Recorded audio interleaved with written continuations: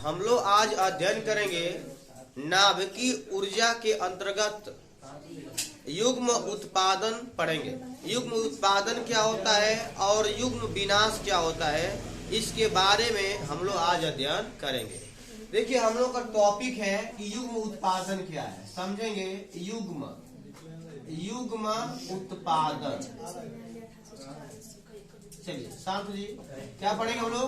युग्म उत्पादन। ध्यान समझना है। देखो बाबू, जब कोई गामा किरण का फोटान, जब कोई गामा किरण का फोटान या ऊर्जित गामा किरण फोटान किसी भारी नाभिक पर, देखिए नाभिक हो गया, किसी भारी नाभिक पर डाला जाता है, तो यह जो भारी नाभिक द्वारा या भारी नाभिक के किसी पदार्थ द्वारा इस गामा किरण के, इस गामा फोटान को अवशोषित कर लेता है, अवशोषित कर लेता है, जिसके फलस्वरूप यह एक पॉजिट्रॉन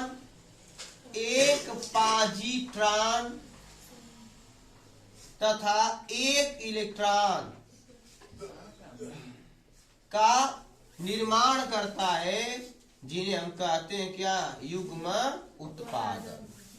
देखो भाव, यहाँ पे अगर पॉजिट्रॉन जो होता है वह धनावेशित होता है और इलेक्ट्रॉन क्या होता है? ऋणावेशित होता है।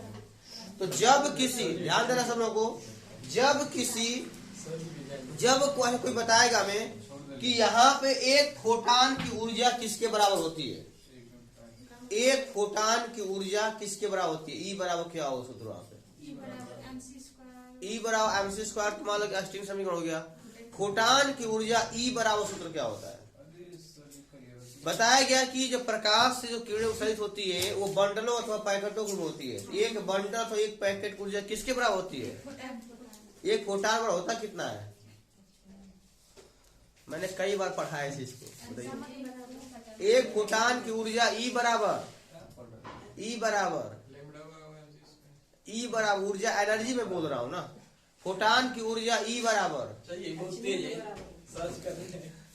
एक बंडल अथवा एक पैकेट की ऊर्जा किसके बराबर होती है?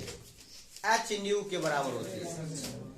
बहुत बार समझाया, आप लोग सब खोल के पढ़ा करिए। एक बंडलों अथवा एक पैकेट की ऊर्जा किसके बराबर होती है? h न्यू के बराबर होती है। ये फोटान की ऊर्जा है। हर 3-4 लेसन लगातार चलते आ रहा है, जब से आज के वो आगे थे, आज 3 समीकरण तभी चल रहा हो। ठीक है, न्यूटन कणिका सिद्धांत से भी स्टार्ट हुआ थे। तो बाबू यहाँ पे याद करना है, जब कोई, ध्यान सुनना फिर, जब कोई ऊर्जित गामा किरण का फोटान जब किसी भारी नाभिक पर डाला जाता है, तो यह जो होता है नाभिक के किसी पदार्थ द्वारा इसको ग्रहण कर लिया जाता है, इसको अवशोषित कर लिया जाता है, जिसके फलस्वरूप एक पॉजिट्रॉन तथा एक इलेक्ट्रॉन का निर्माण होता है, जिसे क्या कहते हैं? युग्म उत्पादन कहते हैं। पॉजिट्रॉन जो होता है वह एक धन आवेशित कण होता है और इलेक्ट्रॉन क्या होता है? एक ऋण आवेशित कण होता है। इसका समीकरण हो जाएगा h न्यू बराबर 1 + 1 बीटा पर 0 + 1 - 1 बीटा, यानी प्लस रहे तो क्या होगा? पॉजिट्रॉन। प्लस तो क्या पढ़ोगे इसको? पॉजिट्रॉन है और ये क्या है? इलेक्ट्रॉन। आगे सब में ये रहा युग्म उत्पादन। अब समझेंगे युग्म विनाश क्या होता है। देखो बाबू, इसके विपरीत क्या होता है कि एक पॉजिट्रॉन और एक इलेक्ट्रॉन, एक पॉजिट्रॉन और एक इलेक्ट्रॉन दोनों आपस में या संपर्क में जी आते हैं, उनका विनाश हो जाता है, और जिसके फलस्वरूप जो है गामा फोटानों की उत्पत्ति हो जाती है, जिसे क्या बोलते हैं? युग्म विनाश कहते हैं। फिर क्या सुनना है?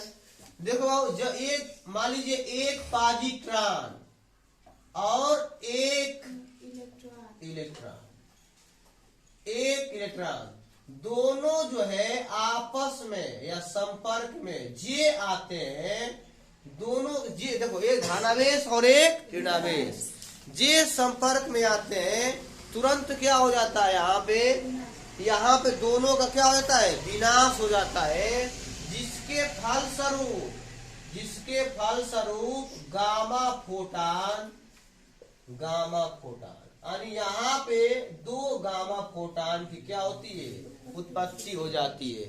तो यहाँ पे एक इलेक्ट्रॉन तथा एक पॉजिट्रॉन जो संपर्क में आते हैं, जो पास आते हैं, उनका विनाश हो जाता है और क्या बन जाता है, गामा फोटान प्राप्त हो जाता है, गामा फोटान की ऊर्जा प्राप्त हो जाती है। तो यह घटना क्या कहलाएगा, युग्म विनाश कहलाएगा।